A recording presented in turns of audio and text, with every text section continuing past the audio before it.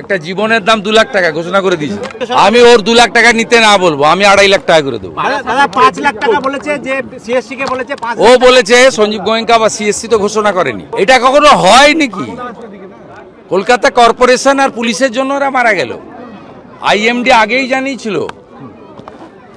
এই মুখ্যমন্ত্রী 2 লাখ টাকা নিতে না বলবো, আমি 2.5 লাখ টাকা করে দেবো। আমাদের হাতে নেই। আর Kolkata port, Farakka barrage, DVC, Maithon, তারা একদম এখনো জল ছাড়, মানে কোনোদিন ড্রেজিং করে না 20 বছর ধরে।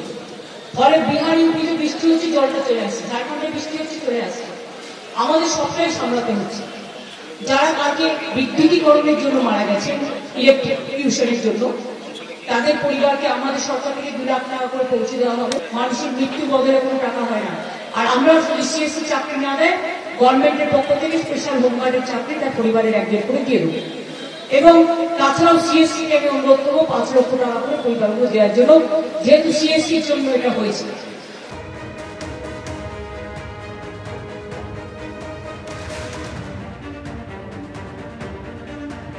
সিএসসি তো প্রোভাইড করছে লাইনটা, টেকনিক্যালি সিএসসিও কারেক্ট বলছে।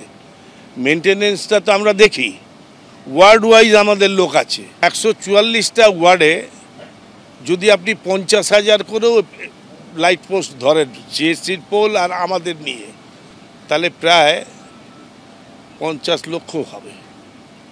তো 50 লক্ষ লাইট পোস্টকে কি পাহারা একটা করে লোক দিয়ে করা সম্ভব?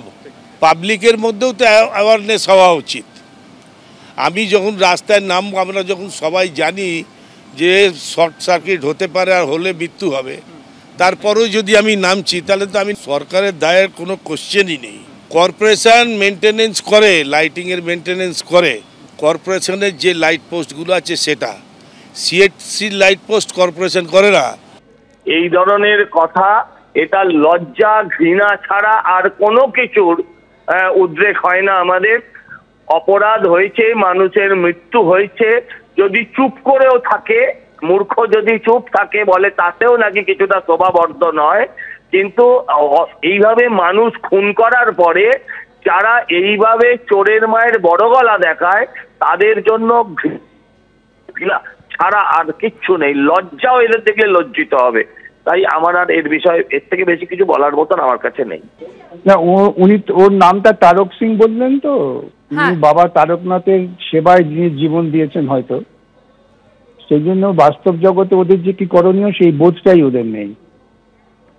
এবং সবচেয়ে বড় জনগণের তো সাবধান হওয়া উচিত যে এই সমস্ত লোকেদের তারা ভোট দিয়ে নির্বাচিত করেন, যারা তাদের প্রাথমিক দায়িত্ব পালন করতে না পারে জনগণের ঘাড়ে বোঝা চাপিয়ে দেন।